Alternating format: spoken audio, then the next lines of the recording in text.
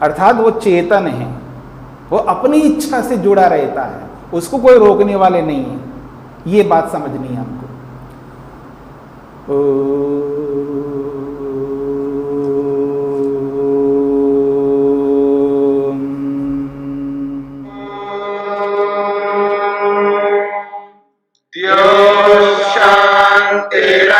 शान्तिरन्तरिक्षं शान्तिः पृथिवी शान्तिरापः शान्तिरोषधयः